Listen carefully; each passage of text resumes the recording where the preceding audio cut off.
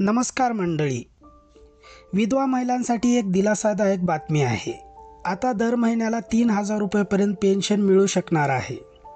कशी मिळेल ही मदत, कोण पात्र आहे आणि अर्ज कसा करायचा, हे सर्व आपण आजच्या व्हिडिओमधून जाणून घेणार आहोत। तर मंडळी, व्हिडिओला शेवटपर्यंत बघायचे।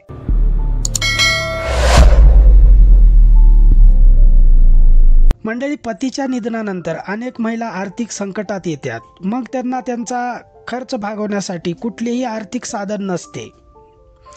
याच महिलांना आधार देण्यासाठी इंदिरा गांधी राष्ट्रीय विधवा पेन्शन योजना सुरू करण्यात आली आहे। या योजनेच्या माध्यमातून महिलेला दर महिन्याला पेन्शन मिळते, ज्यामुळे त्यांना आर्थिक आधार मिळतो।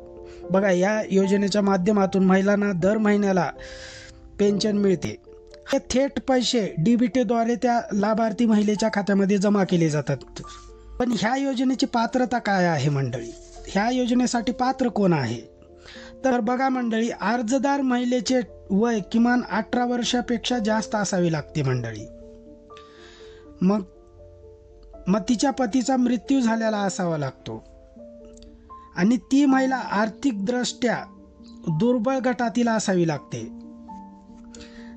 तरच तुम्ही ह्या योजनेसाठी अर्ज करू शकता किंवा ह्या योजनेचा लाभ घेऊ शकता। मंडळी, या योजनेसाठी काय कागदपत्रे द्यावी लागतात? त्यामध्ये आधार कार्ड तुमच्याकडे असले पाहिजे, पतीच्या मृत्यूचा दाखला द्यावा लागतो, त्यानंतर रहिवासी पुरावा, उत्पन्नाचा दाखला आणि तुमचे स्वतःचे बँक पासबुक द्यावे लागते आणि पासपोर्ट साईज फोटो, हे सर्व कागदपत्रे अर्ज करण्यासाठी द्यावी लागतात। हे सर्व कागदपत्र अर्ज करण्यासाठी द्यावी लागतात। त्यासाठी हे सर्व कागदपत्र तुम्ही काढून घ्यायचे, जर नसतील ते पण काढून घ्यायचे। ह्या योजनेसाठी अर्ज 2 प्रकारे करता येतो। मग त्याच्यामध्ये ऑनलाईन पद्धतीने आणि ऑफलाईन पद्धतीने, या 2 प्रकारे तुम्हाला अर्ज सादर करता येतो मंडळी।